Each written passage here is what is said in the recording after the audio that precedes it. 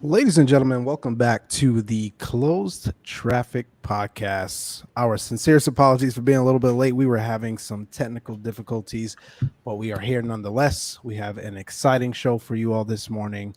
I hope you guys are sitting back, relaxing, but also ready to engage in the chat, man. This is going to be a highly engaging stream with a highly engaging guest and company in FlightFx. But before we introduce FlightFx, I've got to swing it to my co-host and ask Mr. Johnny, how you doing, man? How you doing out there in the Midwest? I'm Midwest. What? Oh my gosh. Anywho, we're just going to politely glaze by that. But anywho, no, I'm doing well, Mike. And we're fashionably late, sir. Fashionably late. We'll take it. We'll take it. But no, doing well here. Starting to cool off. Looks like the oven is being turned down, so I'm all good with that, man. What about yourself, brother?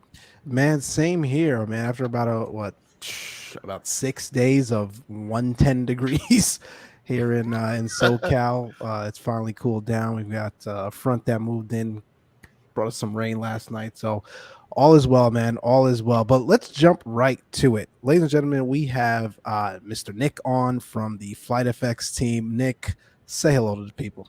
Listen, Mike, don't even try and say my last name, man, because I know. you notice I glazed by it, man, because I didn't want to ruin it. I mean, I saw you do it, and then you look like you.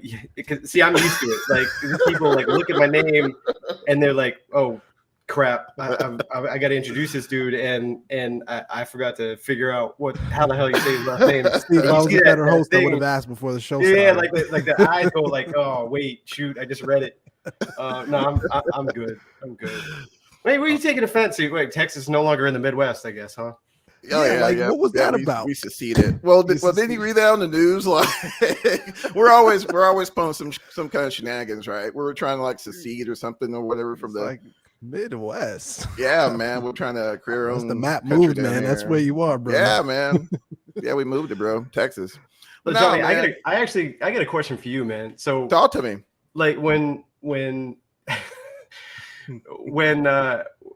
you guys are together with Charlie, you ever feel left out at all, dude?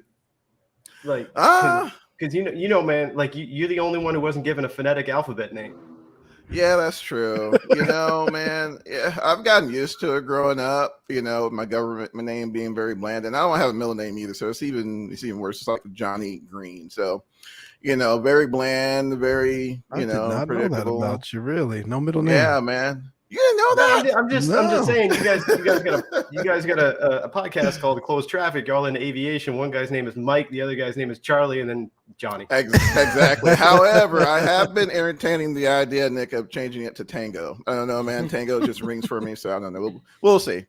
Tango Green. Yes. Yeah, that might be a little weird. Yeah. Oh yeah. That's how we roll here in CTP. But but yeah, man, it's an absolute pleasure to have you on, Nick. I think I reached out in the DMs, man, and I was just blown away by the Honda Jet and really got to dive into the company, because we've noticed a lot of new players in the field. It's like, let's check these guys out. And I mean, the portfolio is sweet. You guys have an awesome Chicago scenery up there. Just amazing. Chicago, I'll talk to you eventually. Chicago executive. So you guys out there, if you haven't checked it out, please take the opportunity to check it out. And we had to bring you on, man. Just check you guys out and have you guys, tell us your story and what makes FlightFx different from from the rest out there. Well, first of all, I appreciate it. I wish I could say the portfolio was sweet. I know you're being generous, but that's actually it's a nice I guess a segue into the purpose of the the point of the question. And I'll get into how we started in a second, but one of the reasons why there isn't 1,000 things in our portfolio is we've only been doing this for like, I don't know, it's like a year and a half or something like that. And, whatever half-baked, ill-conceived, preconceived notions or whatever, about getting into this being gone, we try to spend a lot of time, energy, and effort into some of the things we do. So that there isn't like 1,000 things like up there. There will be eventually, but it's kind of interesting because when we got into this, I said to my guys, look, let me back up. Let me do this. Let me back up because let me give some context for people, because that'll sort of better make my next comment better understandable. So there's we were like sort of a pandemic business, right? What happens is I work in the live event business. So we do like large scale events for like Fortune 500 companies and stuff like that all around the globe. Obviously during the pandemic, that got flipped on its head. So, I went from like traveling like all the time and my family like never seeing me to sort of like being stuck in the house. Now, fortunately, we had really good leadership. So we were able to plan and pivot accordingly. So and this is all relevant here for a second. Sure. So we always had a virtual event business component to the stuff that we did, kind of not entirely different than what we're doing now. So we quickly shifted into with some clients, stuff like that, doing like virtual meetings where people are scattered across the country, getting people spun up on like, Zoom and, whatever, choose your platform. But in the process, one of the things that we also did was build out our own virtual event platform. And we did some stuff for some really high profile clients. We did product launches for Fitbit, where we created like a video game like environment for like press to come in and navigate and like, go do certain things and like that. So, and we actually won some awards for it. CNN and Wall Street Journal said it was like the best virtual event of the year. Wow. It was like all kind of different. And because of that, that's how I met a couple of the guys that are on my team, that were all the founders. So there's the first one that I want to introduce is a guy by the name of Thomas Livings. He comes from an architectural rendering and design background, right?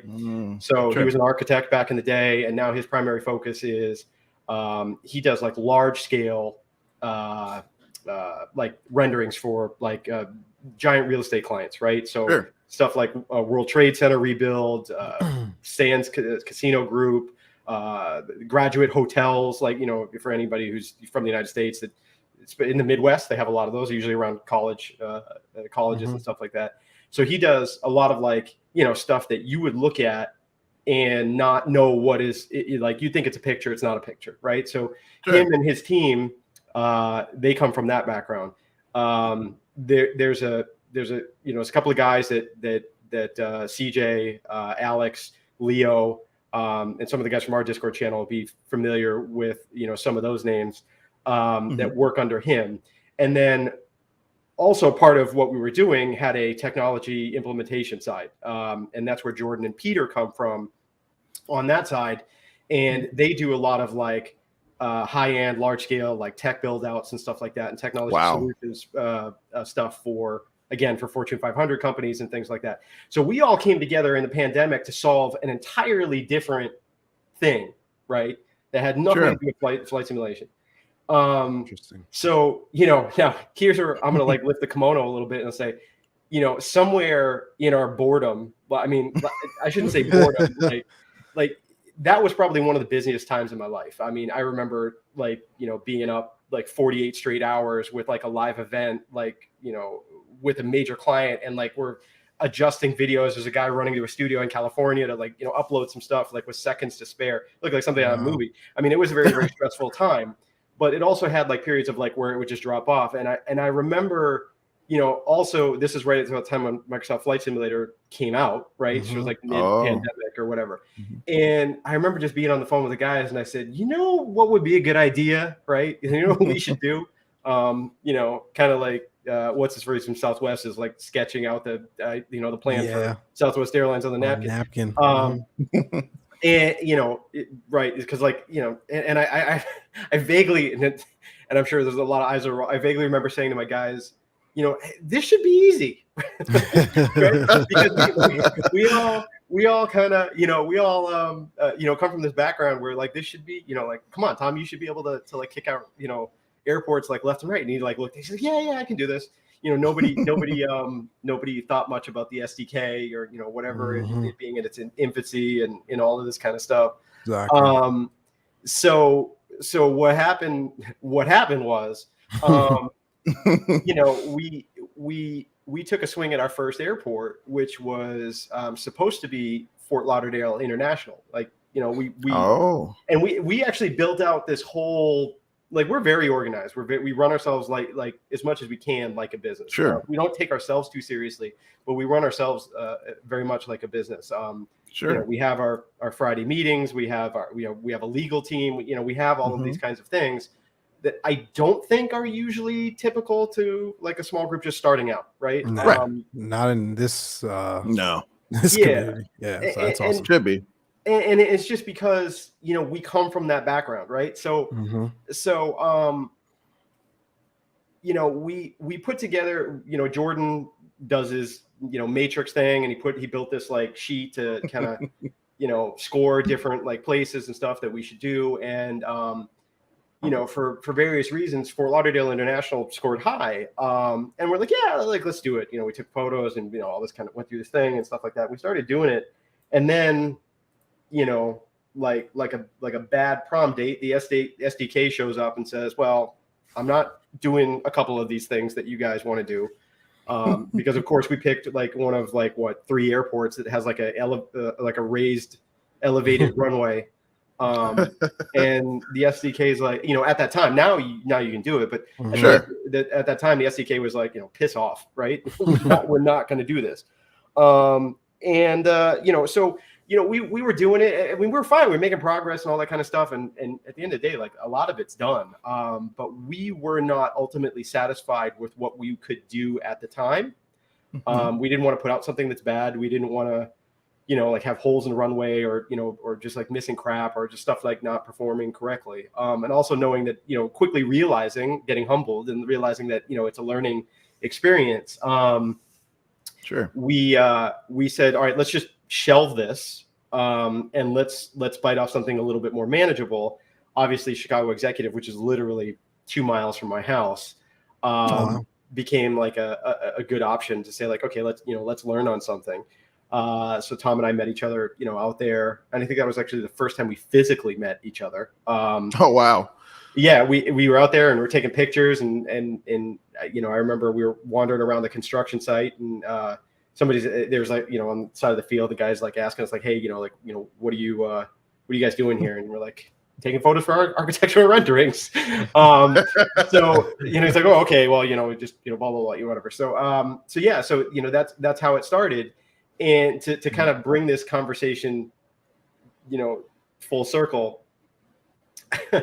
the thing that I said to my guys, like right from the get-go was, we're only going to do sceneries because you don't want to mess with airplanes. They're complicated. People have all sorts of opinions, right? It's impossible to get anything right. You'll never make anything happy. It's kind of like my dad told me, he goes, listen, when I was growing up, he's like, if you're going to try and make everybody your friend, you're never going to have any friends whatsoever. You'll never make anybody happy. Facts. And that's kind of a little bit what like doing an airplane is like. But yeah, so I said, listen, we're never going to do it because like, don't bother. Like, you need to have like, like coding background, aviation knowledge, all of that kind of stuff. So, we're like, screw it. Like, yeah, whatever. We'll just do sceneries. We're going to bang out all these sceneries and blah, blah, blah, and all this kind of stuff. So yes, I mean, we put out Chicago Executive, and we fumbled our way through that, screwed up the launch. We did, we vastly underestimated the amount of time it would take to get on the marketplace. That took quite a bit of time.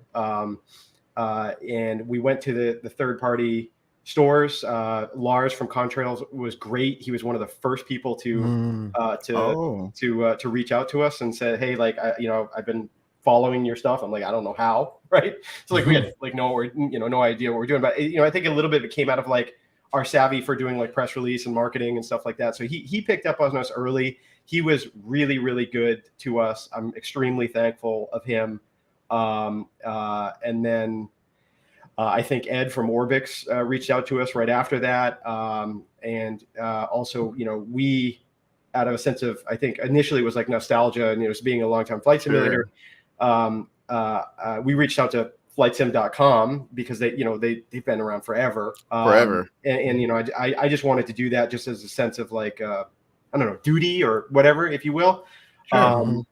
So because they've always been really good to the community for such a long time. And that's kind of how we sort of stumbled our way out of the gate. Eventually we got in the store, we botched that, forgot to hit the button for the Xbox release. So it didn't make it on the pages and stuff we want. So we've never gotten a nice clean, a clean like launch, that we wanted, but we got there.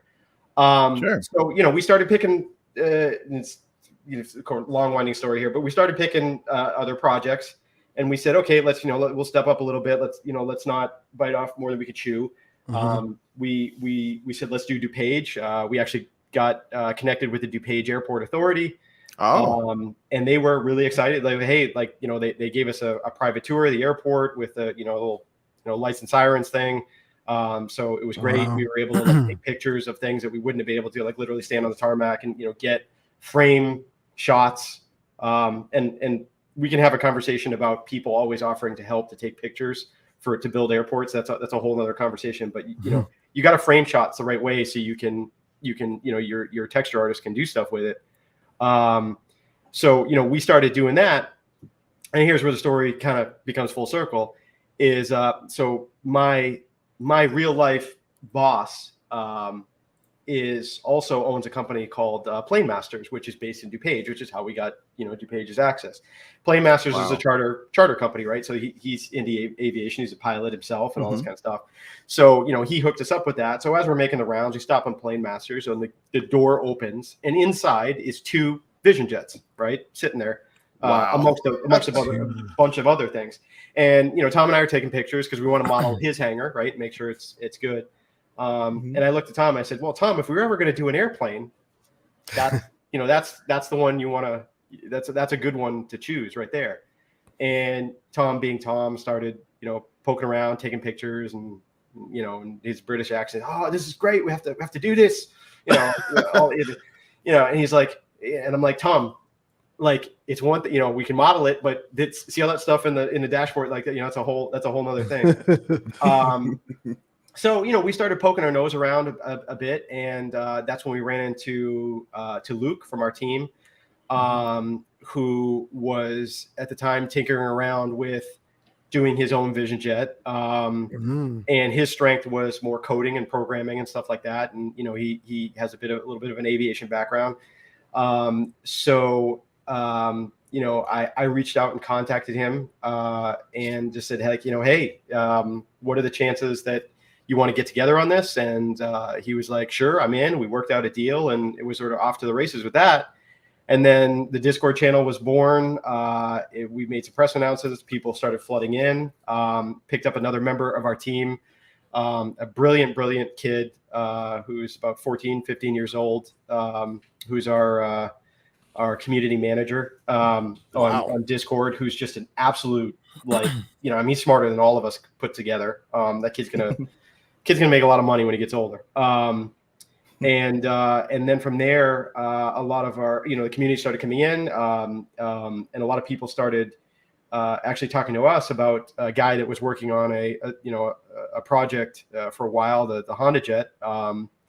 And I reached out to him and said, hey, listen, what are you doing with this thing? And he kind of told me his plans, and he wasn't sure if he was going to sell it or, put it up as freeware for a while. And I looked at it. I'm like, you got to sell this, man.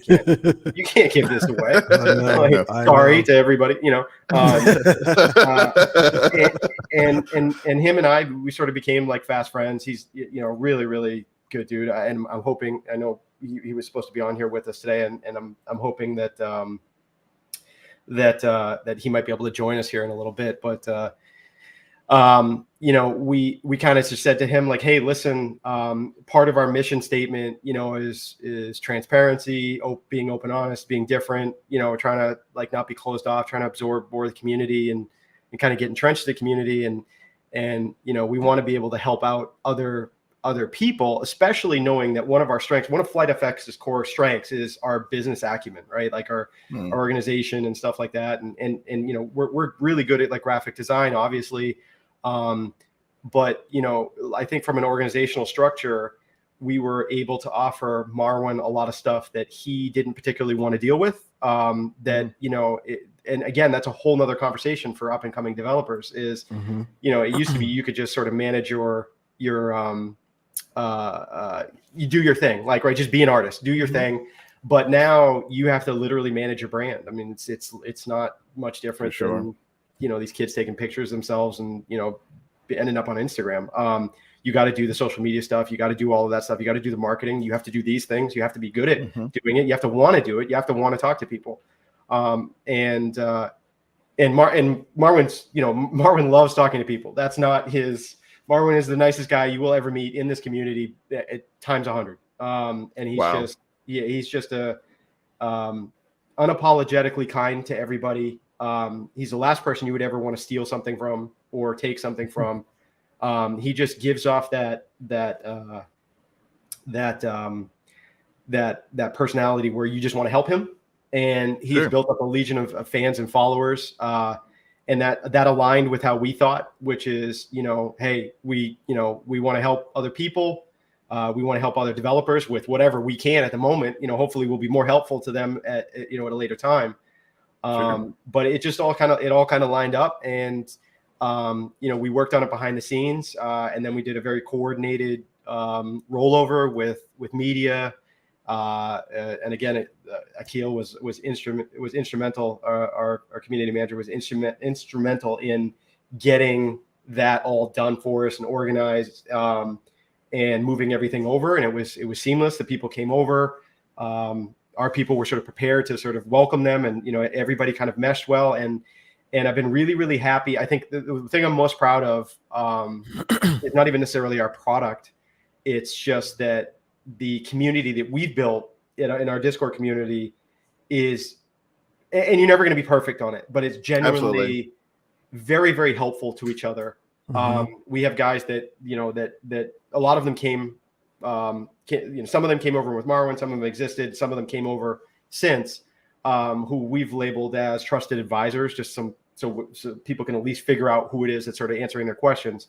Sure. And a lot of those people are, from the beta and alpha teams and stuff like that. That's what we wanted. We wanted to build up like friendly people, that understand. People coming into our Discord channel don't know how to filter questions, right? They might be asking you how to fly. They might be asking you how to use the G3000. They might be asking you about something that might be wrong with the airplane, and you got to have time and patience to figure that out. And I genuinely welcome those questions just because it means that people are engaged. And it kind of matches my Massachusetts personality, which is we tell our friends, if we're giving you a hard time or we're busting your chops or whatever, it means we like you. If we're not talking to you, it means something's wrong. So, exactly. I don't mind people coming in and asking questions, and it's the flight sim community, and it's very, very hard it's hard enough to talk to people over message, but text message and chat and stuff like that, rather than this medium here where you can see facial expressions. But it's even harder when you have to layer in the fact that you don't know what somebody's skill set is on the other end, right? Are they a pilot? Like, if you say like, hey, and you start throwing out acronyms and stuff like that, and then they try and follow along because they don't want to tell you like, hey, I don't know what that stuff is. Sure. So we try and cut through as much of that as possible. We want I wish people could throw labels and stuff on there. It says like, hey, I don't know any of these things. And for us over on our Discord, that's okay. Right. Like, we want, we don't want there to be a fight between Xboxers and PCers and pilots and non-pilots. And, hey man, if you want to go fly the Pelican, that's your thing. You go ahead and do it. Absolutely. If you got your favorite scenery or your favorite airplane, whatever, if in the fight between High Fidelity and and study level and all that nonsense. I mean, it's all stupid, man. You turn on the PC, you do you do what makes you happy, Absolutely. and just don't try and bury anybody else with that. So we're pretty good with that in the Discord channel, and that I think ultimately that's the thing that I'm sort of most proud of. But so yeah, and then that's kind of how we got here. Sorry, it's a long-winded story, but that's exactly what we were looking for. So yeah, that's spot on. Man, you said a lot, right? I want to unpack that all because first of all, that's just fascinating. Like I don't think we've ever heard a story like that as it relates to how someone got into flight sim development or how a team got into flight sim development. I'll pause one sec. Welcome everyone to the stream. Thanks for tuning in this morning. We are live with Nick from FlightFx. We've also got a giveaway going on today. We'll get into this in a second. Nick did touch on the Cirrus Vision Jet, but I definitely want to pick on it a little bit more because, again, Cirrus is one of my favorite aircrafts out there. Johnny rolls his eyes. Aircraft manufacturer, I should say. So yes, enter hashtag FlightFx for your chance at one of the copies of the Cirrus Vision Jet. And again, thank you all for being with us this morning. So, Nick, you mentioned, when Johnny touched on, your portfolio and whatnot, and it's not as big as others out there. I could tell you, man, like in this community, I feel like less is more. Yeah. And I think Johnny will agree, and probably you'll agree as well, Nick. And we're not picking on any specific developers by any means, but a lot of times, especially new developers, they come on the scene and they're just launching product, right? Without any real sense of, high fidelity or, taking pride in their work, to be honest. Yeah. Really just looking for a quick buck. And that's, far a far cry from what you guys are doing here. Every scenery that I'm looking at here, and obviously the Honda Jet is really quality work, and the Cirrus Vision Jet looks even better. That's coming out here. So I'll say that, right. That's one of the points that I wanted to hit on. Marwan's not here yet, so you could say that. I wouldn't say that when he comes because they don't like to kick your ass. Oh man, no, but really, really cool. And then, like it's interesting, as it relates to the kind of the behind the scenes that goes on around developing airports and developing scenery. I don't think a lot of people really understand, all the work behind it, all the background work, actually going out to the airport, taking photos, getting renderings done. A lot of that is really something that I don't think, the general audience within the flight sim community really understands. So I think, that's something that we have to keep cognizant of, when we talk about, one of the big things we talk about here and really across the flight sim community is what a developer prices their product at, right? Really understand all of the work and all of the behind the scenes stuff that, besides fingers on keyboard that goes into, pricing a product and selling a product. So did want to touch on that as well. But anything else from your side, Johnny, man? Man, it's a lot, brother. Man. It's a lot. Yeah. Well, let's do this. Like, because there's a substantive conversation to be had. Sure. I think is good in the very first thing that you said, which is like the stuff that's on the marketplace, and quality and quantity and all that kind of stuff. And I'm actually gonna give you a response that I don't think you'll hear from a lot of developers. There's some very shrewd and adept business decisions that have been made by some developers. And I actually want to say something that might not actually go over well with the flight sim crowd, which is you guys got to knock it off. Yep. Here's the thing: the marketplace is a marketplace. It's a place where people can sell stuff, and to a certain extent, you can't hide stuff, right? You can make things look better. There's plenty of reviews. You can do your due diligence, right? But there's some stuff, and we were actually having this, and I'm going to start something on my Discord, which is like kind of around sort of a monthly roundtable discussion with our like, our like, you know, beta tester, trusted advisors, and us, and our people, so they can kind of get a better sense of what's going on with us. But I kind of want the community to knock it off a little bit in a sort of idealistic like sense.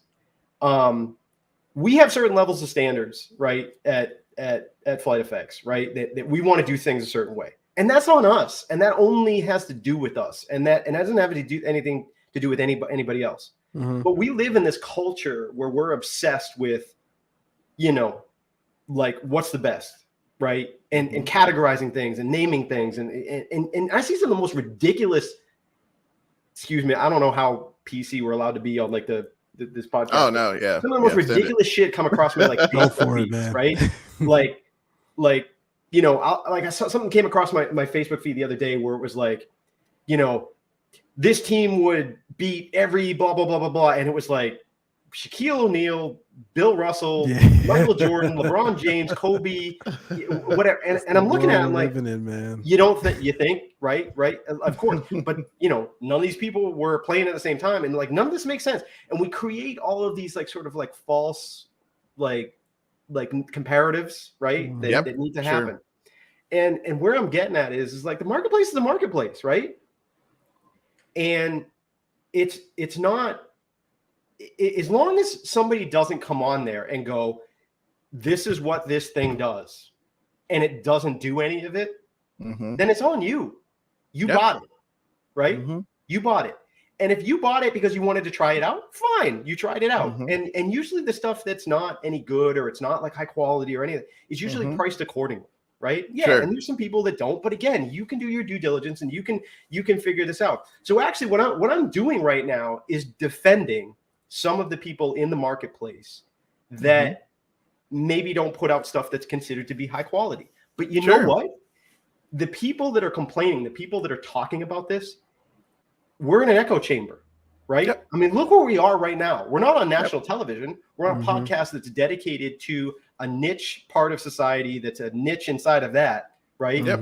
So a niche part of society that's aviation, and then a niche part of that, which is flight simulation, and then a niche part of that, which is people that are into. We're in such a small subset, and that's not a knock against you guys. It's just stating reality, right? Of course. Yeah. So what happens is we start, you know, yelling at each other about shit that does not matter, right? So if you don't like the way that somebody did a plane because it doesn't have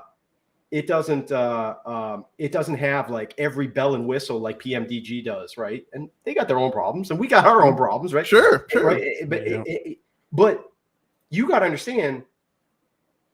I'm guessing, heard some stuff. Sure. Flight Sim sold over 8 million copies. It's got like 8 million active users. You think all 8 million users are contributing to the same conversation about the same thing? Do you know how many people go onto the marketplace and just want to buy an aircraft?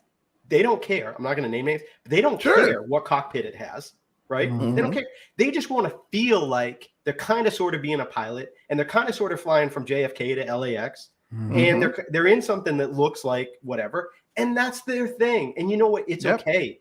It's okay. Because as long as you clearly state that that's what it is, and you're not fooling it, because that's the level set, right? You're not doing false advertising. That's one thing. But if you're just saying like, hey, listen, you know, and it's funny because we have these conversations where like, I hate this developer, or this is shit, and they did this, and it's like, no, like, listen, man, as long as it flies, it gets from point A. It's not exactly, you know, the same, you know, climb performance and landing there, and if that's what they want, it's cool. That's what's there for them. Because to get the other stuff, y'all got to knock it off, because what you're asking for is something that I can only give you if you go spend a few $1,000s and are employed by American Airlines, and they want to put you in an actual simulator. Right. Otherwise, what the hell are you talking about? Like, where do you draw the line about complaining, right? Like, there's the whole high fidelity, high fidelity, what's the word? Study level, right? Study level. I keep joking with my community. It's like you guys say study level, and you're sitting in this thing, right? You're sitting in this thing, your wife or your boyfriend or your girlfriend or your dog is upstairs cooking dinner for you, and your kids are running around in the background, and you got these lights and stuff like that. You're not in a full range motion simulator, right? Mm-mm. So it's like, where do you want to jump? So after you're done, so if you got everything that you wanted for performance in the aircraft, or what are you going to yell at next? Are you going to yell at yourself because your seat doesn't like tilt over, right? Mm-hmm. You don't have an instructor behind you. So we've created this thing that like, yep. That it's unattainable for everybody. And that's why there's been a little bit of a backlash that says like, hey, let's call it high fidelity. I'm more okay with that word. Sure. It's like I prefer the term feature rich, right? Like, we can give a feature rich product because that gives some play. And then you get into the laundry list of things that go into this, which is probably a question that you guys have, which is where do you start cutting things off, right? Like like what determines what goes into a product and what doesn't, what is price is and all that kind of stuff, right? But, it goes back to the thing. It's like you cannot please everybody. It's not possible. Yeah. And then a lot of times people are just upset about like things that they don't understand why things are broken. I mean, God, man, it's like some of the stuff that I found out being part of this community is amazing. Is really amazing. I mean, do you realize that like 90% of all CTDs, and I heard this from a very legitimate, reliable source, 90% of all 90% of all CTDs in Microsoft Flight Simulator are not caused by the sim. I believe it. They're caused by third-party interaction of software because we make mistakes. Microsoft, they know, they'll tell you like we've made mistakes on this. We whatever. Sure. We're all human, right? But it's not a closed ecosystem. We got different computers, different hardware, different components. Yep. I mean, God, man, do you know how much our Discord channel, the traffic would subside if there was no such thing as peripherals? Like people just misbinding stuff to stuff. But that's that when you step into this market, you have to also be willing to help people, right? Absolutely. So if you're not willing to hold hands with everybody and say like, hey, man, because I've called people at their house, which is weirding people out. People have had like they get on Discord like, hey, I got a problem, right? And so they get on with us, and then I'm like, listen, this does not work, right? Forums, Discord, it doesn't work for solving problems as complicated as Microsoft Flight Simulator, which is a resource drain on a computer to begin with. I don't know what kind of computer you have. I don't know if you've had a bad day. I don't know what your level of proficiency is. I don't want to seem like an ass asking you if you're a pilot because that's great. Right. So I've done a couple of times. I said like, and Marwin's done this too. And yes, people will tell you it's not sustainable and it probably isn't, but we try as hard as we can. When we get people that are really having a problem, like I've just said, hey, what time are you free? I'll call you. I want to look over your shoulder. And it's much easier to solve a problem that way. And every single time we've done it, we've literally it's always just been something stupid and it's not their fault. It's just that it's so like, how many times have you gone, oh my God, I forgot to shut this off. Right. Oh yeah. All the time. And it happens all the time. And it's just, it's not tenable to do product support through Discord and forums and stuff like that. Because, and as much as I love our community and they're very helpful, without them, a lot of this stuff wouldn't get solved and would get burdened on us. Absolutely. Which, raising a community that believes in your ideals is another thing that's absolutely paramount to running a business in this medium. Because if you can't have people out there helping people, we would have drowned. Marvin would have drowned, right? If it wasn't for guys like Les and Dustin and Blue Porpoise and like all of those guys that are on our Discord channel, Marvin would have drowned. We would have drowned. Oh, for sure. But there is a thing that persists in our community. And this goes back to the thing that I was talking about with the marketplace. It's anecdotal BS, right? Yep. People are still trying to solve problems in a way that was a solution for SU2, and they're still trying to do it now. And because it's on the internet or people are repeating stuff. I mean, man, this is how many times that people have like repeated anecdotal conversations to us about the marketplace. About you're not going to release something on Tuesday. Why would they say that? Bro, I talked to Microsoft. They're going to put the product out on Tuesday. Like, what do you want me to tell you? You know what I mean? But no, you can't do that. Why? Like, Mabel said we're doing it. It's like confirmed for 2:00, right? For 2:00 on Tuesday. No, you can't do it. All right, well, show up if you want to. Otherwise, wait till Thursday and buy it. It's up to you. So, oh man, I digress. No, you don't digress. Really, really No. great points. I'm gonna play devil's advocate a little bit, but first, let me get back to the chat here. Again, those just joining, welcome to the Closed Traffic Podcast. We are on with Nick from FlightFx. Those of you, why am I getting an echo in my ear? Weird. Those of you that Hopefully it's not me. have just joined. No, I think you're good. I think it disappeared. Those of you that have just joined, we are, courtesy of FlightFx, by the way, giving away a copy of the Cirrus Vision Jet upon release. We'll talk about release timeline if Nick can share a little bit later. But type hashtag FlightFx in the chat for your chance to win. Nick, really great points, and I'm glad we finally have a developer on to state what you just said and state it so passionately and so blatantly, because a lot of people dance around the topic. First of all, I think you're spot on. I think we use the word study level and high fidelity even a little bit too much. When you consider we're talking about a desktop flight sim. We're not talking about a level D simulator, full motion simulator, whatever you want to call it, right? Not even talking about a Redbird, right? Which, you can use for actual logging time with the FAA. You can't use this. So spot on, get it. I think there's a lot of complaining in the community around that aspect, and I think it has to stop. I definitely agree.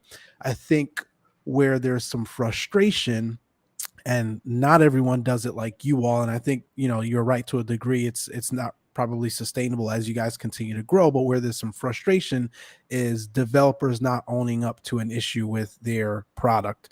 Certainly not you all by any means. I mean, you talked about literally calling people to help them work through it, but there are a ton of developers out there, and again, we're not going to name names, that have been around for a very, very long time that do not treat their customers or their core audience the way you the way you guys treat, your customers. And I think that's where a lot of the frustration stems from in the community. You think about the fact that we're in a really challenging economic time for a lot of people, not everyone, but for a lot of people across the country, even across the world. And people are using their disposable income to invest in products and things that they find joy from. And Johnny says it all the time, right? To take a little bit of break from reality, if you will.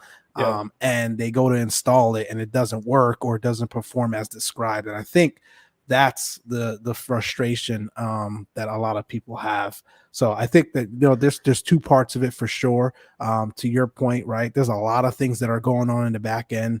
A lot of things from a third-party standpoint that causes the sim to crash. Man, that's been the case since FSX, probably even FS9. Johnny, you've been simming longer than I have. Let me know. It's never really been, P3D crashed because P3D crashed, or FSX, or now Microsoft Flight Sim 2020.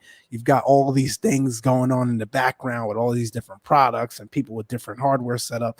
Man, I do not envy you guys. Like, really trying to figure out how to code a product and sell a product that is going to work for everyone is extremely difficult. I think, again, just playing a little bit of a devil's advocate is really someone, and again, not you guys, right? But other developers out there that no, but really there are people that think up. it's us too. I mean, and again, that's really? But that's expected behavior. Mm-hmm. You can't. It goes back to that thing. You cannot be perfect. Like I get emails sometimes where I'm like, I'm not going to respond to this because I just can't. It's going to be a rabbit hole. It's going to be a trap, right? Yeah. And when you run a business, you do have to play a numbers game at the end of the day, right? Of course. At some point, I have to go upstairs and play with my 6-month-old daughter, right? Oh, absolutely. I have a little girl who's in the Borussia Dortmund soccer academy who has her first game today, right? And I got to do some stuff that is some testing on the Vision Jet. I got to work with one of my developers, do some QC stuff like that. But at some point, I got to put it down, and I got to be there, right? Absolutely. But you can't level reasonable expectations onto your audience. Like, you cannot do it.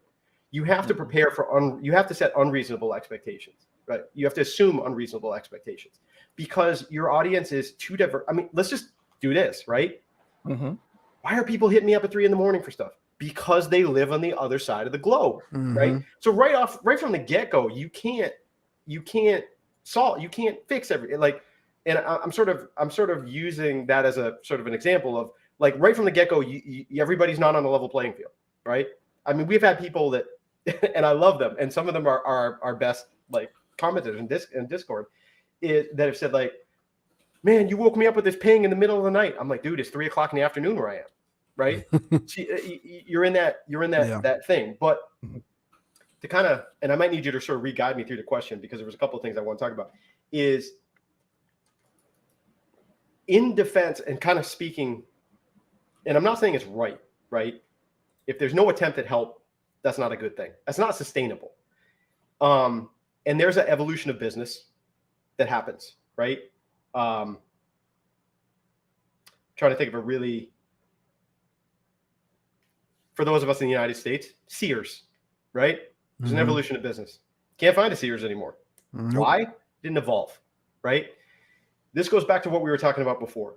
And this also dovetails with new developers, right? Us, and I feel honored to, and this me, so it's a little disingenuous, putting myself in the same category as these guys. But Steve from High Performance Group, who's been on with you guys, if you haven't talked to them already, you really, really, and I implore everybody, spend some time with the guys from NZA. They are making what I think is some of the best scenery products like on the market. You like our stuff from Chicago Executive. Yeah. Go look at what the guys over at NZA are doing. Some of the most amazing ground texture work you've ever seen. Extremely detailed, not in a rush to put anything out. Like their Auckland stuff that's going to come out is amazing. Those guys got their shit together. Some of these young developers, it's a new crop, right? We come from a background where we understand how to deal with Fortune 500 companies. We understand marketing, we understand community outreach and stuff like that. But I think some of the blame that we're talking about, where it goes with some of the developers that have been more long term, is they're not necessarily used to this. It's evolved a little bit. Lines of communication are entirely different. Remember, it was just forums before, and it would take like a week, you get an answer on something. Now there's more instantaneous gratification. There's a lot higher volume, right? There's a lot higher volume. The numbers looking at Microsoft Flight Simulator in its current state and soon to be X-Plane, it's not the same as even FSX, right? So the communications, the line, and right now they're probably a little overwhelmed and inundated, but also remember, it's a different mindset, right? It's not that component that is like, they want to do the community outreach. Like their thing is, in a way, you could classify it as, and I don't mean this in a bad way, it's more nerdy. Like I just want to be in here with my computer and build my sceneries and then push them out, or build my aircraft and push them out. The new game, though, you have to enrich and develop an audience that can work in your behalf to help support, especially if you can't do it. And especially the ones that will get most caught off guard are the ones that put out a really, really nice product, but it's just a small team. Like it becomes very difficult to support it. But doesn't mean it's not right. I mean, it doesn't mean it's right. So things need to be, on our side, we need to be cognizant of how we price things. Now, we price the Vision Jet, and we haven't said yet what it's going to be, but internally we price the Vision Jet, and the Honda Jet, H-Jet, was priced at a certain reason. One, to mitigate expectations. Two, right?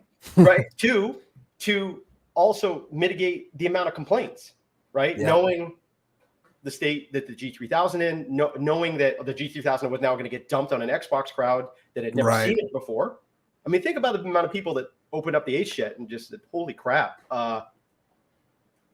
Like, this doesn't look anything like the G3000 I was using. Like, this is what it really looks like. And then they start doing stuff and they run into the quirks that, and all this, and then you get people looking at the quirk. And, so, I mean, a lot of our feedback, a lot of our questions and stuff had to, really had to do more with learning how to fly, learning how to operate the H-Jet, and learning how to run the G3000. Then came a bunch of questions about its quirks and, wait a minute, why am I going back to this point from 150 miles ago that we've all dealt with, the circle back bug or whatever it's called. So, I don't know if I'm like really answering the core of your question. So let me get back to that. there's a serious problem if you have made a lot of money, built a large staff, and there are developers who have. There's developers who have built a large staff, made a lot of money, but haven't spent a lot of time in the community management, helping people, assisting, whatever. Exactly. There's also, and again, this is a fool's errand. There also should be a level of expectation of, listen, if I buy something for $10, right, and it does 90% of what I think it's supposed to do or whatever, but you can't go seeking out, you can't go down the rabbit hole of searching for high fidelity or study level when you buy something that's like $10, $25, right? When you're at that price point, that's not if you consciously know you went down, if you could get into the airport and they put you in a simulator and you just have to spend $1,000 with an instructor or whatever, and you consciously know that, like, you can't get upset when you're using a commercial grade simulator and there's certain things that don't work. I mean, so there's both sides that have a sort of like manage expectations, but you can't tell one side that, and that's just the nature of what we do. Like, you have to do your best. So that's why, you know, I think one of the reasons why Marwin, us as a halo effect, hopefully the same thing with the Vision Jet, we have people that generally like being on our Discord channel. Like, we have some people, I just don't know why they spend so much time trying to help other people. Like, you know, it just amazes me. But I think a lot of it has to do with the fact that we're trying to create a feature-rich product that will exceed expectations, that somebody will open it up and, quite frankly, go. And I think I even said this in a news article once. Somebody just open up and go, shit, okay, I didn't think I would get all this stuff for $25, and that's what we want, right? Yep. That's what we want. I'm not saying we're going to be the local crack addicts, right? Come here, kid. Let me hook you on my product, and then the next thing you know, you're completely broke because we raised the money. I don't think any of us want to do that, but we know that there was like learning built into our aircraft. We know that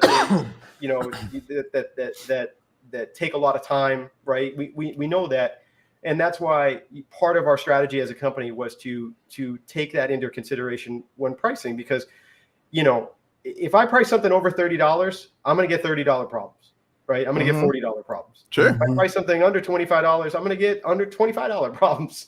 You know, and so part of it is just like saying, like, I could hire a whole staff, or I could, you know, adjust that price a little bit to you know, you help, and then you say, yeah, but you know what? Listen, man, we're not going to do that. You know, right. In struggling with that now in the Vision Jet, with, like, you know we want people that want the cap system and the auto land system, and also there's things that go in behind that. And one of our core bedrock principles at FlightFx is if it can't be done right, we're not going to do it. It's just, you know, we're not going to half-ass it. We know we can do caps with WASM, right? But that means F off for the Xbox crowd right now at this moment, because there's nothing concrete enough that can tell me that I can plan on, so I can tell my community, oh yeah, it's coming out. But oh wait, no, it's not for Xbox, sorry, because things that are beyond our control. So we have a tendency to be averse to things that are not in our control. That makes sense. You know, that's another key principle that developers can get themselves in trouble. Don't tether yourself to something that's not in your control. Indeed. Exactly. Anyway, I don't know if I answered your question. Nope, spot on. I think what I'm going to do now, we'll do the first copy of the Cirrus Vision Jet, and bear with us because the first time we're doing the giveaway. No, it's okay.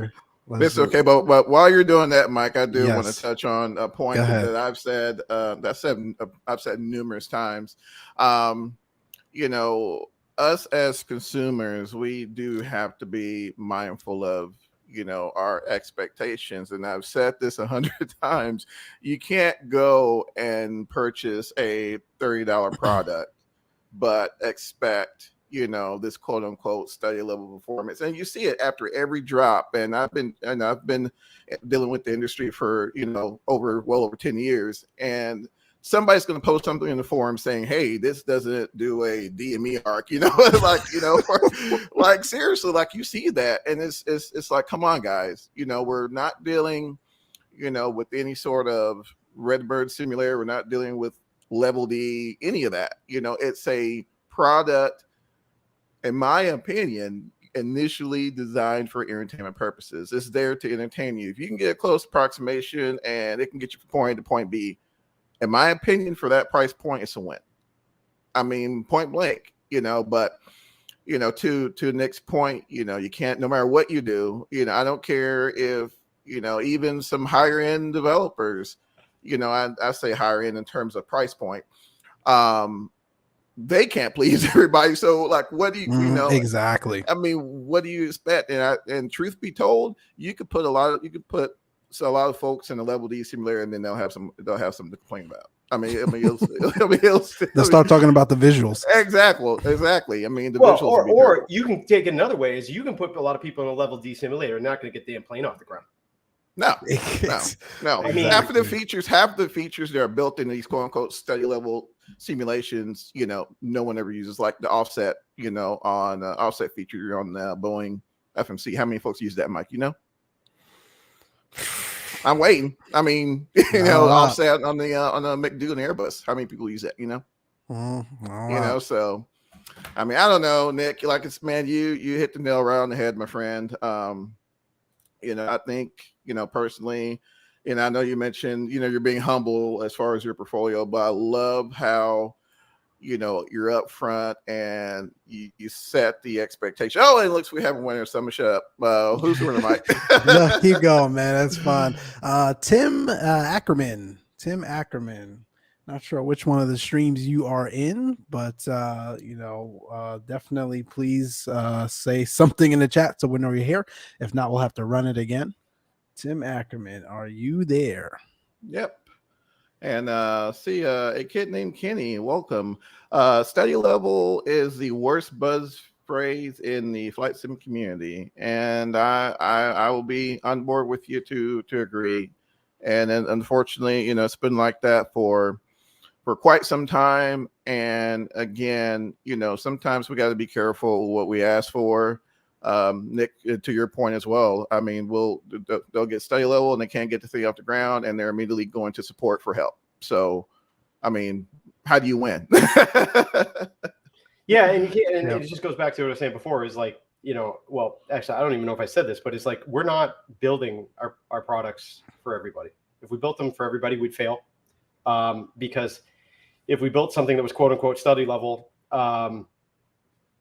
90% of the flight sim, 90% of the let's say, let me put it this way. I'll go on a limb here. I don't have data to support this, but just my gut tells me if we built something that was true, if we built a truly study level H-Jet or Vision Jet or whatever you want to call it, where like literally everything works, it for the 8 million plus users of Microsoft Flight Simulator, you've just eliminated 3/4 of them.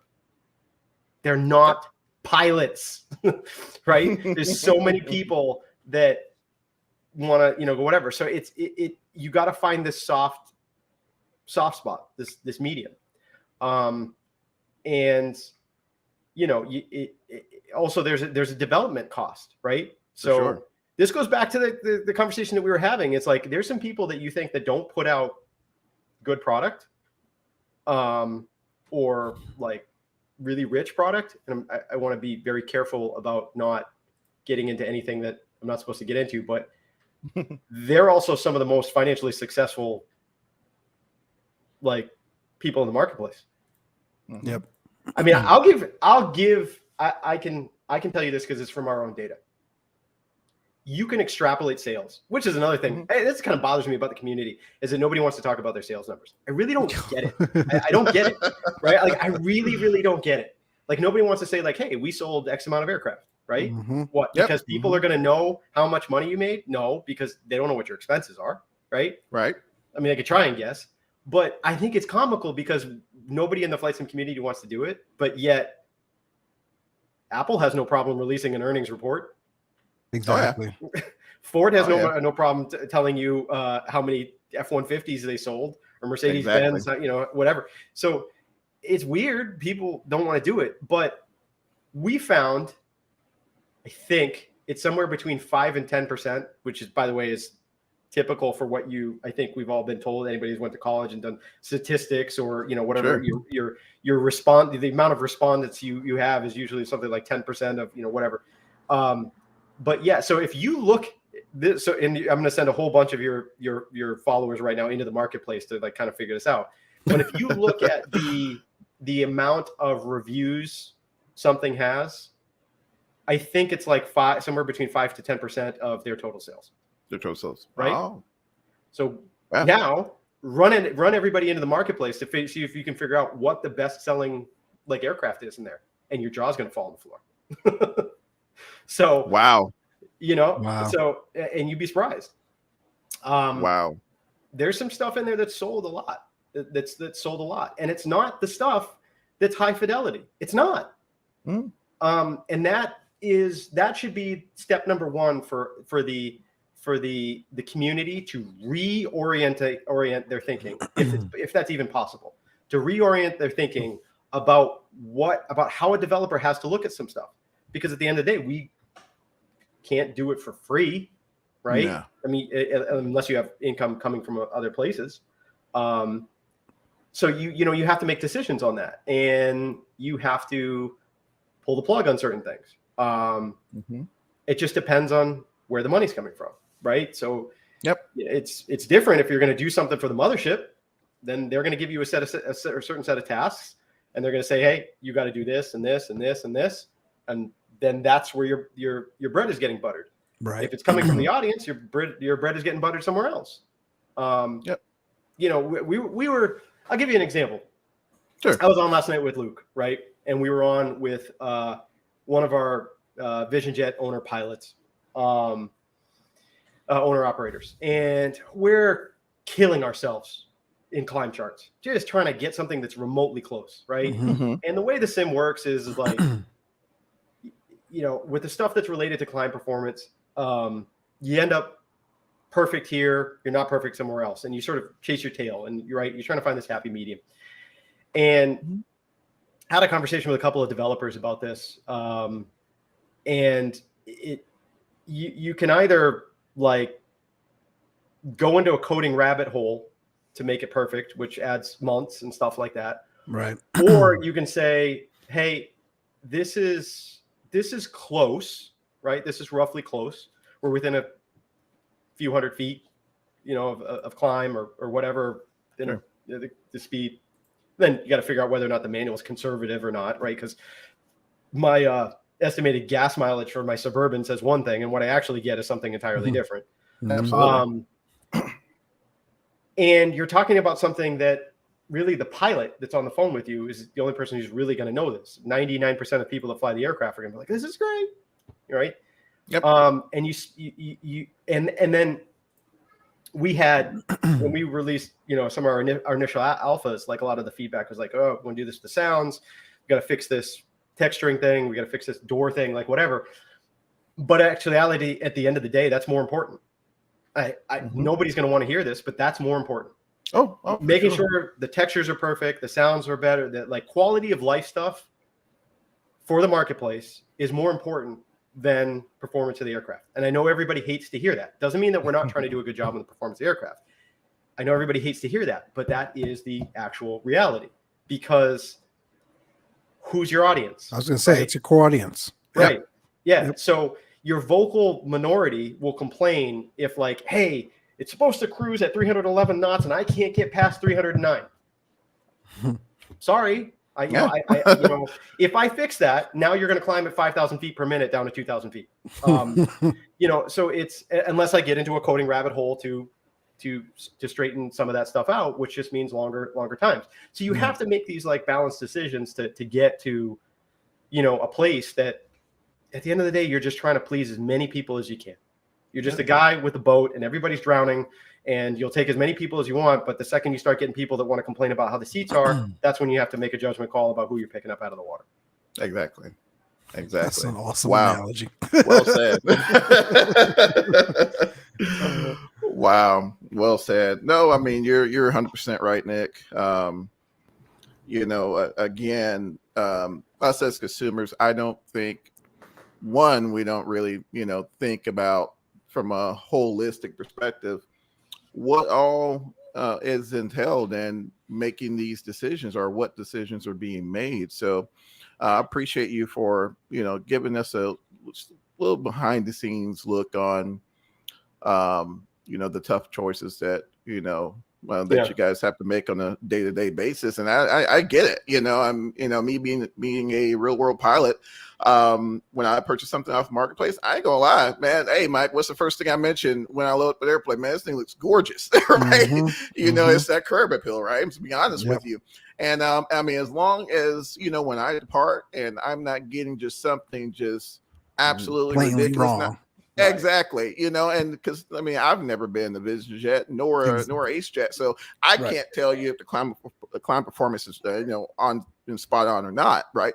But you can at least get a pleasant experience. You're climbing at a predictable rate of ascent. Things are functioning as you would imagine them to function. For that price point, I'm good with that, and even the in my opinion, the higher price pointed add-ons.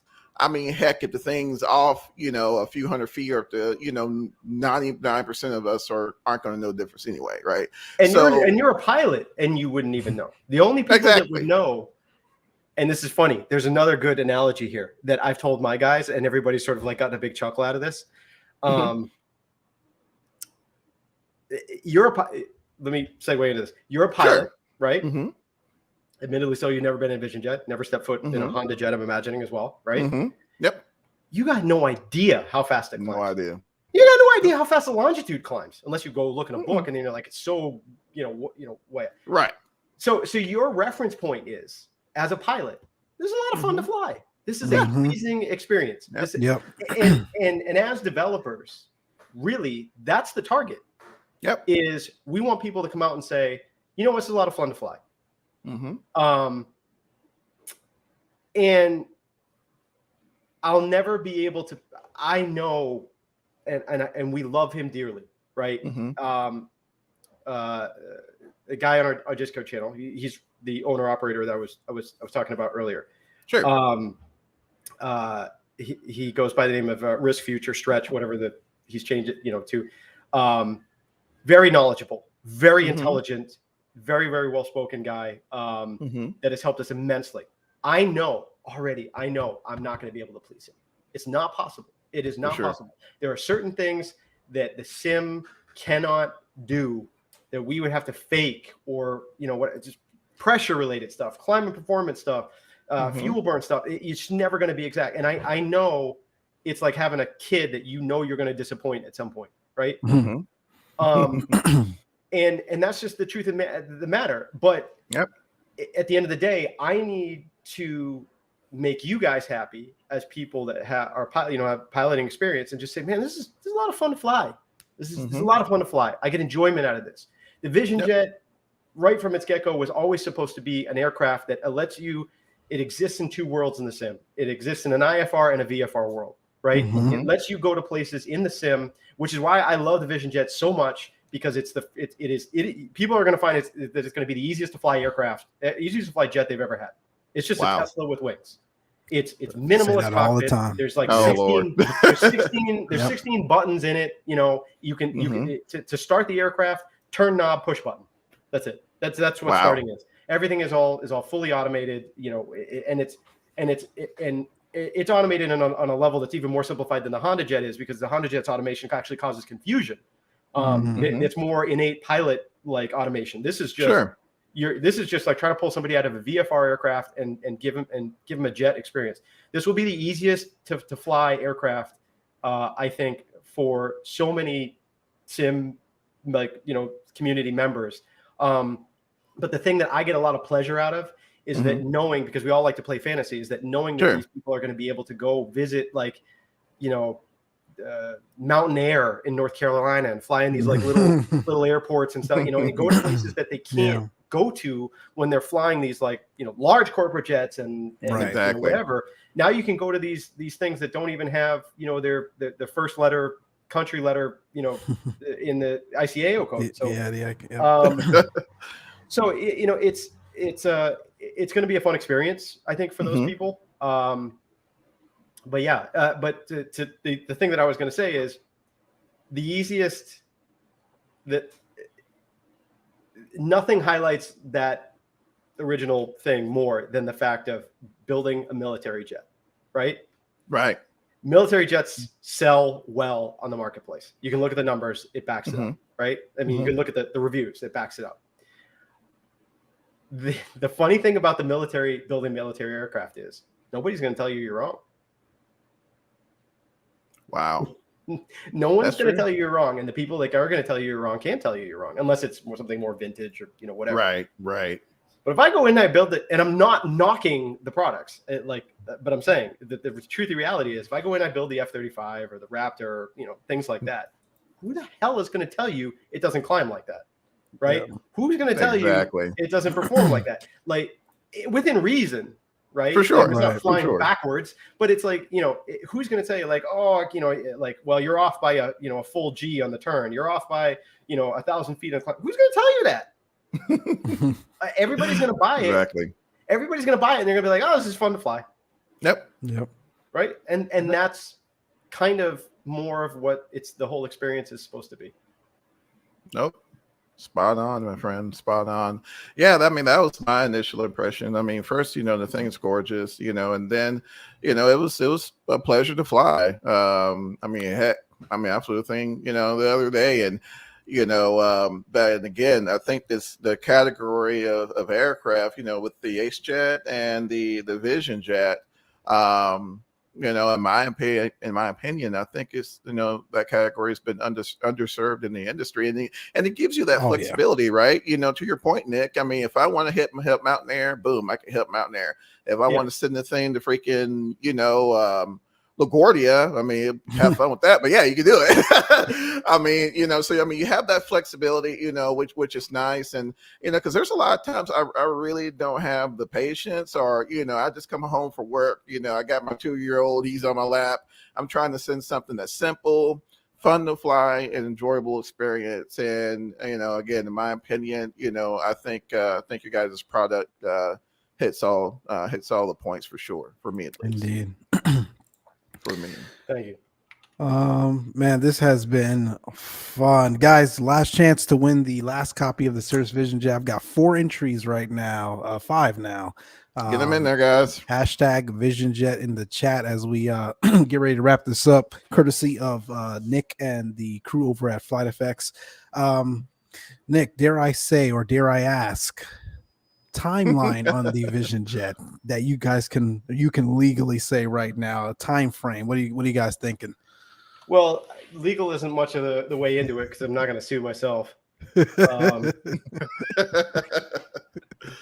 Yeah, no, we do actually have a target date now, internally, for a bunch of different reasons. I can't give it. We have a policy at FlightFx is that we don't like giving dates, because we don't want to give a date until everything that is out of our control has resolved itself. Perfect sense. Yeah. Right. Because we don't like disappointment. And we know some of the stuff that we have is dragged on a little bit too long. But I can say that we are going to be out for holiday shopping. So that is abundantly clear. But we'll announce a date coming up here, probably, I'm guessing in the next month. And we typically announce a date, and then it's usually short after, right? Like I think when we did the H Jet, it was like wasn't long, like 2 weeks later or something. When it came out. Wasn't long. So it's missing the holiday shopping season is not something that we particularly want to do. So yeah, I mean, we're pretty much, I think, in feature lock. And to be honest with you, I think we're trying to go to beta here next week, which I'm sure that'll make my beta guys happy. Yeah. So we've gotten some feedback on the model again, which is, just coming to the hard decision of like, there's just, at some point we just got to put it down. And figure out what we're doing to move on to the next cycle. So yeah, that's about as close as I can get. Nope. Ain't nothing wrong with that. That works, man. That works. All right, I'm gonna start this giveaway. Let's do And this. I can show Drum you roll. guys some. Oh yeah, actually, you were gonna do that. Yeah, let's see that first. Actually, Yeah, let me make sure I'm actually ready to do that. So, No worries. yeah, I can. No worries at all. I can do that. Let me share my screen. So where the Vision Jet. So let me give you a couple of things on the Vision Jet. So the Vision Jet's going to ship with 3 models, 3 liveries. Well, actually, it's more complicated than that. Let me lay this out. So I'm not saying anything I haven't publicly said before. So the Vision Jet in actuality has 3 configurations. It has an executive, which is 2 chairs and a little like a tray fold-out thing, right? So that's an executive configuration. And then there's 2 other configurations which are kind of sort of identical to each other, but there's differences in the seats. One is called Complete, and the other one is called Family, I believe. And basically what that is pilot, co-pilot, the 2 chairs that are in the middle, which is what makes up the executive one. And then in the back, there's like an adult chair in the middle and what they call like 2 like kids type chairs that are left and right. Oh. So they call it Family, Complete. The Complete, I think, is the main difference is just the 2 chairs in the middle are similar to the executive chairs, rather like in the Family one is like, I don't know. And that probably, I don't know this for sure, but it probably has something to do with just them tailoring to more like a family. I don't know, like maybe, I think maybe a little narrower or something like that. So you'll be able to bounce back and forth between the different seating configurations, and it also is going to ship with 3 different liveries. And I say that I can show you 2 of them. The third one, a lot of people have seen already. It's but I don't think I have a picture of it. I don't. The 3 liveries, it's going to be, one is that we're calling Uluru, which is actually styled off of a paint job that some businessman in Washington State had. They have I think they had affinity for going to Australia, so it was styled off of the Ayers Rock, which they call Uluru. I think that's the actual correct indigenous name for it. So it has like this orangish tone, which is similar to our corporate colors. So I think a lot of people have saw that when we released the shots that showed the Welcome to the Family thing for the Honda Jet. There was 2 Uluru liveries. I think there's also an Uluru livery for the H Jet as well. So that's like an orange and silver livery. The other livery is the one that we're calling, because we don't know what else to call it, Shuttle, which is, it's like a sort of a space shuttle font livery, which is, matter of fact, I probably should just share this. It'd probably be easier because these 2 I have pulled up. 1 second.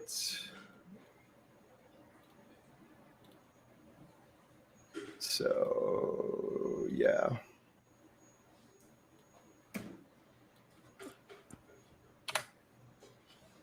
So there we go. Yeah, this is the one called Shuttle. This is an existing paint job of an existing livery of an aircraft. Wow.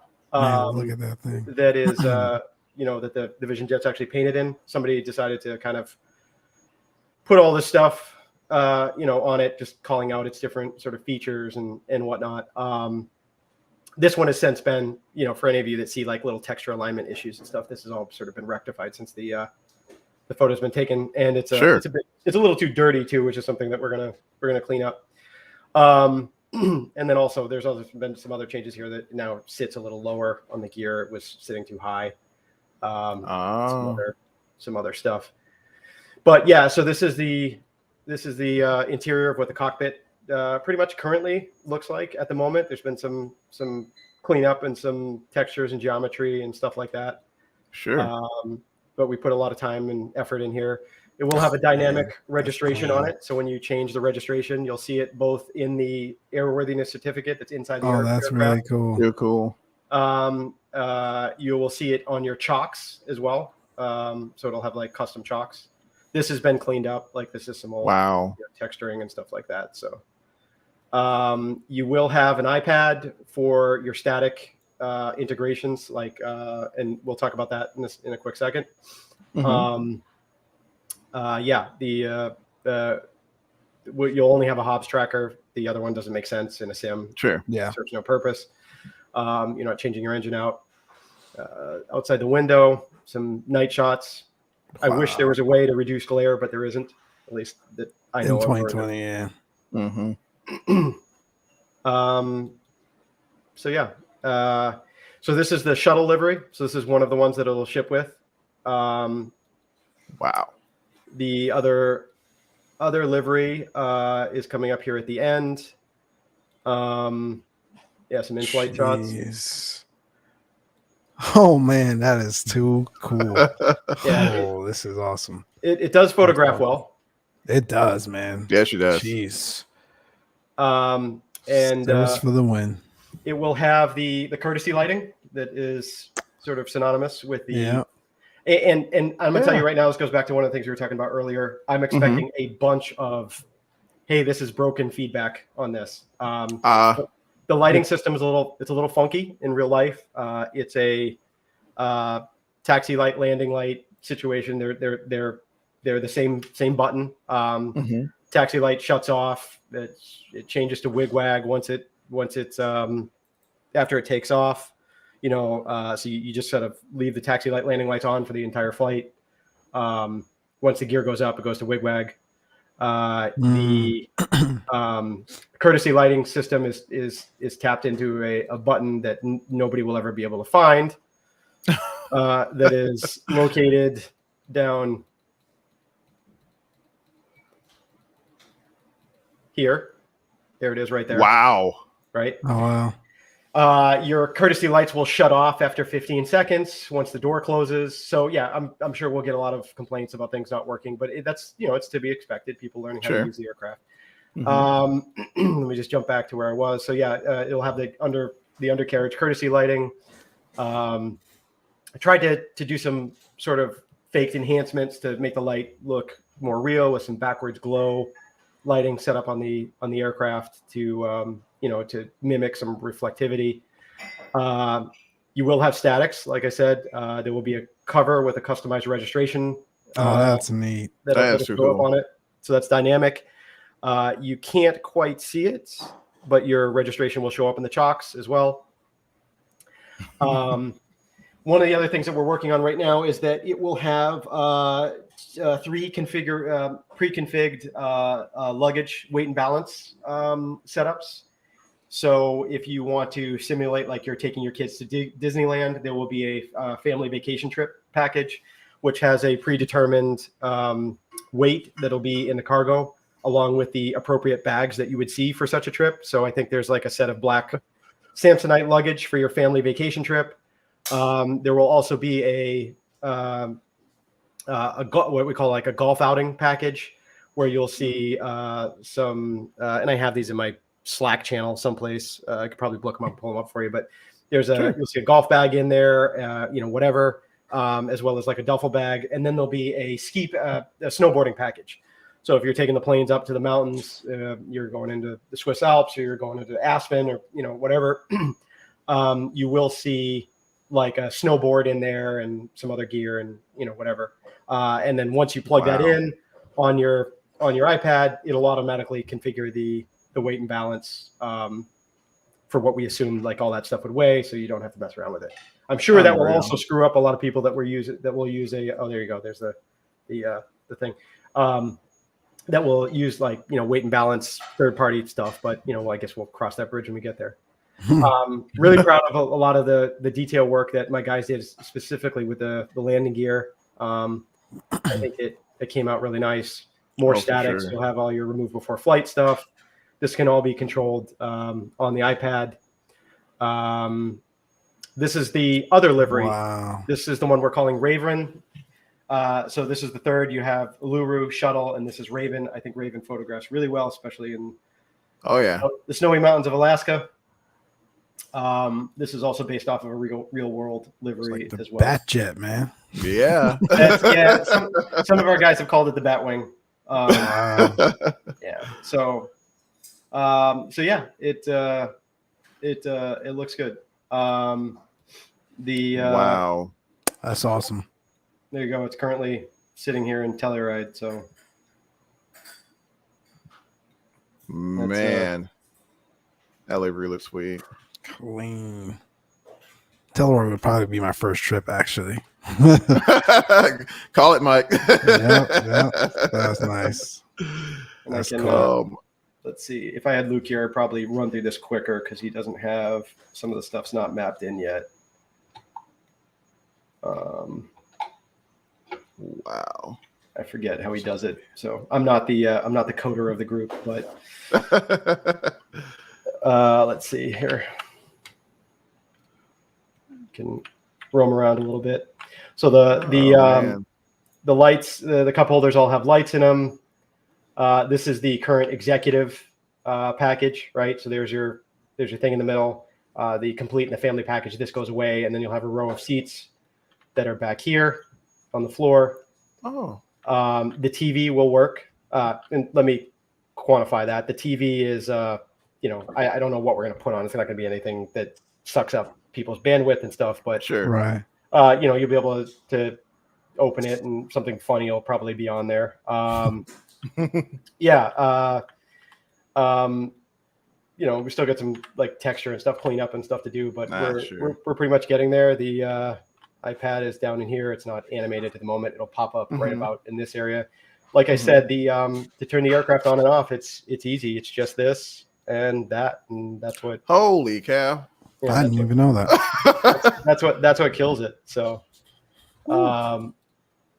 I mean, I have it all jacked up. It's not in the correct state at the moment, but that's like the iPhone down there. That's a nice touch too. Yep. Yeah. That's cool. It's just a little bit of clutter. So. Yeah. Oh yeah. I mean, yeah. So I don't think sound goes across in this, but it's just it's wound down. So yeah, to start it, it's just quite simply this and that.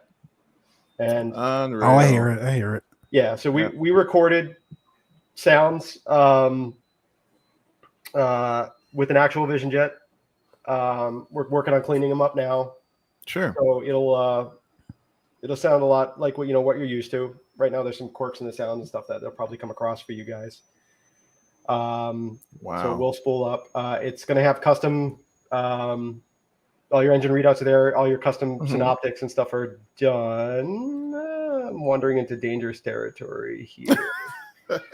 Let's see. So you'll have status and info page, engine and fuel, electrical power, environmental pressure, your ice protection system. You'll have a similar to TBM, pneumatic pressure boot. Your landing gear status. I don't think this stuff is done yet. So, so a lot of that stuff will be in there within reason. The biggest thing that I'd really like to let the audience know is that we are definitely threading the needle here with the new G3000 coming out. So there is going to be a conscious decision to not do a lot of things that are going to sort themselves out within a month after the launch. Yeah. So this aircraft will be supported with multiple updates similar to the H-Jet. It just doesn't make any sense for us to venture into VNAV territory right now. There's really no reason for it. It just would not be a smart business decision. It would push the launch of this beyond the new G3000 coming out. Yeah. So that's all getting done and sorted. So I mean, why get into it? Right. As I told you, there's literally like 16 some odd buttons that are on here. Just like the SR22 or the Yep. SR20. Yeah.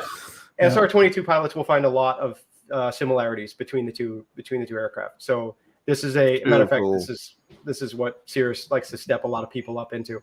But for sightseeing, for experiencing the aircraft in VR, I mean, look how clean your view is.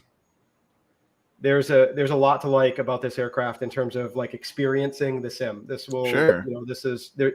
There's a lot of aircraft like I love the DA62, but you have that sort of sense that there's that column that's sort of in your way, and you can move your point of view around. But this is literally like being in a Tesla Model X. Like your head is in here someplace in like in a normal setup, and you have a pretty unobstructed view. Unreal. Man, that is awesome. Day one for me, Mike. Yeah.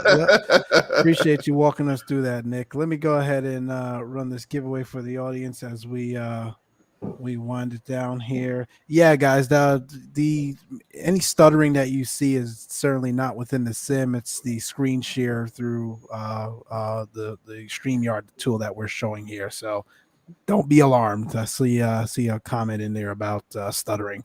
Yeah, no, or lag. we benchmarked this pretty well. That's actually probably a good point here, real quick, is that Sure. There's no 8K texturing like on this. This is any textures that need to be reduced are being reduced. We're cognizant about load on the sim. The sim right now is fine. For how I have mine set up, mine is Sure. completely smooth. I know it doesn't look that way coming through the thing because it has to pass through the bandwidth. And you're probably also relaying this at 720, right? So yes, that's right. Yeah. So for anybody who's interested, they can go over to our Discord channel and you can see pictures and right out of the 4K sim pictures. So you're probably losing a lot of the detail, but this aircraft's going to be stripped to the bone of anything that doesn't need to be high texture, that serves no purpose, to keep things pretty light. Too cool. A lot of the performance stuff will be based around what's going on with the G3000, how cluttered you have it, Right. how many processes and stuff that it's going through. But yeah, this our beta testing crowd is selected on purpose to have a wide range of computer quality and performance quality, as well as some people testing some stuff out in VR. So VR may not technically be officially supported the first time it comes out, but just like what we're doing with the H-Jet and what Marwin's doing is it's going to be dealt with in subsequent updates. So it'll function, but there'll be there'll be quirks and stuff that we're going to address in the beta group. But are things going to be perfect for VR? I don't know. I don't have enough to say one way or the other at the moment, but when it's fully updated, the vast majority of the typical concerns will be dealt with. Got it. Too cool. Excellent. All right, let me go ahead and run this here for the audience. I love that cover. It's the little things, man. Yep. That's the little things. Let me know when you guys can see that. Oh yeah, we're up. All right, let's run it. Drum roll, please. I need to add that one of these days. Man. And no, the cover won't work when the door is open. Those are the things that you button up at the end. Right. Exactly. Right. Makes sense. All right, William Farmer. William, are you still here with us in any one of our streams? Oh, Marwin says he's available now. Oh, I don't know how long you guys want to extend. I mean, I'm free for time. I don't know what you guys are, but if you want, we've actually got another recording here in like 5 minutes, man. We'll definitely have to get Marvin back on. Go figure. Absolutely. Especially after you guys launch the thing, man. Right? We got to get you back on. Initial impressions. What's everyone seeing in the community? What you all are seeing on your end? So, definitely. Where is? It's all right, Mar. We'll get you next time. No worries.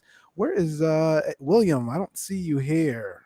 Oh, there he is. There's I got him there. Thanks. Looking forward to it. Perfect. So, William, just reach out to us via the Closed Traffic Podcast email, and we'll get you over your copy.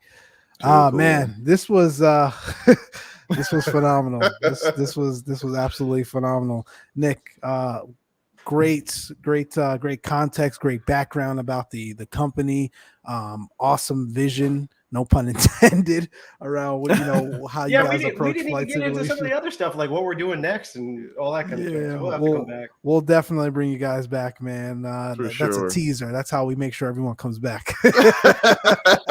Yeah, actually, I will tell you this: we're kicking around something internally.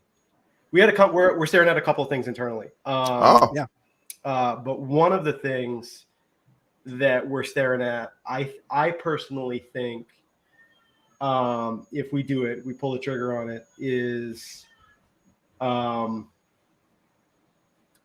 to the sim, and I think it's the next best thing to doing something like like Gulfstream, which you can't do because they're just, they're a certain kind of way about it. Yeah, I've been, yep. Mm-hmm. So, we're staring at something now that I think everybody get a nice kick out of.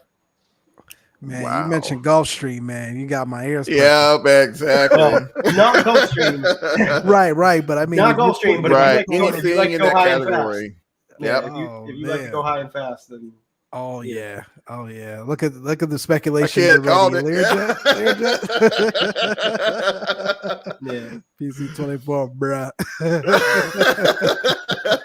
Oh yeah. Oh, We're not done man. with FlightFx yet, man. We're not definitely done with get them you yet. guys Nah, back on. listen, we're more than happy to come on any other time you guys want to have us. Anything that we can ever do for you guys, please just let us know. Same as well. Even if you want to run another Vision Jet thing, or Yes. Marwin, he can comment in your thing. If you want to do an H Jet one, let us know. More than happy to help you. Anything we can do to help promote you guys, just jump into our Discord self promotion channel. Sure. Always happy to help you. Appreciate you guys giving us a platform, and hopefully this is informative for your audience. Absolutely. And hopefully we get a chance to see. I don't know if you guys are going to go to the expo in Houston. I will be there. Oh, we'll be there with bells on. We'll be there. Yeah, so I think we're planning on doing the same. So hopefully we can get together there. I'm really looking forward to the opportunity to just being able to sit down and meet some people and put some names and faces and stuff like that. So awesome. For sure. Absolutely. And same here as well, Nick. This show will always be a platform for you guys.